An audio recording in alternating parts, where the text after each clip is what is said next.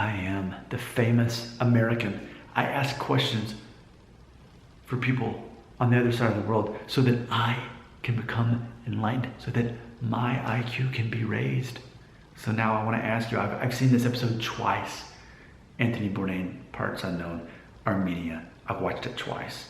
Great episode, love it. I love the show, one of my favorites.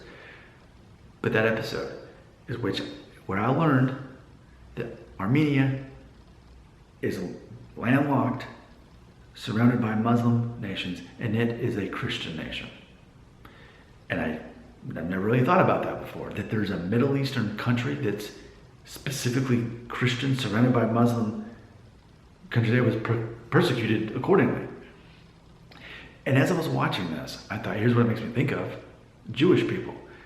The Armenians suffered something like a Holocaust, in which ultimately what happened, this was about 100 years ago, where all of their intellectuals and leaders were murdered in front of everyone, and they were just driven out of their country.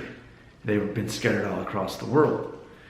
And it's interesting because those who survived and stayed, ultimately when they were taken over by, I guess, Russia, and it became part of that, they were the designated place for basically like computer skills and IT sort of stuff.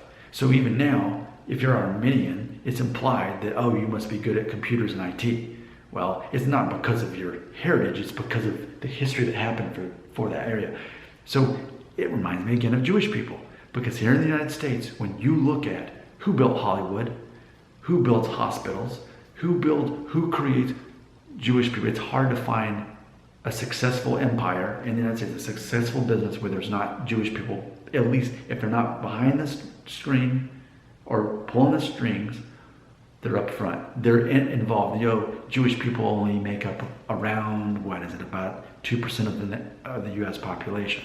So I think that's interesting. And I think Armenians are like the Christian version of Jewish people, because they were persecuted, they were driven out, and ultimately they had to learn how to survive, but yet they're still a tight-knit community, but they happen to be Christian, but DNA-wise, Middle Eastern. So I guess bonus, if you're Armenian and you're watching this video, I would love for you to tell me the DNA test results. What does it show? I mean, does it specifically say Armenia, or does it just specifically say West Asian? But basically meaning that you have if we had someone that was Armenian and someone was from Iraq, DNA test, would the DNA test results be fairly similar? Is it, this Middle Eastern DNA, how does it show up? Does it specifically point you out as Armenian? Because I would think that DNA-wise, you're roughly the same as the neighbors of Armenia.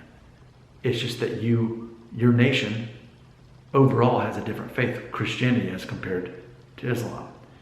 I need to become enlightened. Tell me what I need to know so that my IQ can be raised. Your comments belong right here.